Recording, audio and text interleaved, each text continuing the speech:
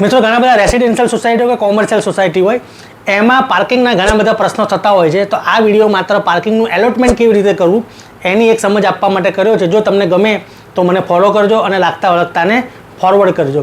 તો મિત્રો જો કોઈ નવી સોસાયટી બની હોય તો એમાં પાર્કિંગનું એલોટમેન્ટ કેવી રીતે કરવું, તો એનો એક નિયમ એવો છે કે હકીકતમાં તો સોસાયટી બની જાય પછી સોસાયટીએ તમામ સભ્યોને પાર્કિંગ આપવાનું હોય છે. પણ હાલમાં પ્રથા એવી છે કે સોસાયટી બની ગયા પછી સભ્યો વચ્ચે અંદર ડિસ્પ્યુટ ના થાય એના માટે બિલ્ડર પોતે જ તે ડ્રો મારફતે પાર્કિંગનું એલોટમેન્ટ કરતા હોય છે. ઘણા બધા બિલ્ડરો શું પાર્કિંગનો ચાર્જ લેતા હોય છે, પણ એ કેવા પાર્કિંગમાં લઈ શકે છે કે જેમાં એ લોકોએ હાઇડ્રોલિક પાર્કિંગ આપ્યું હોય કે જેમાં ઉપર નીચે બે જગ્યાએ પાર્કિંગ થઈ શકે. તો હાઇડ્રોલિકના પૈસા પેટે એ લોકો પૈસા લેતા હોય છે.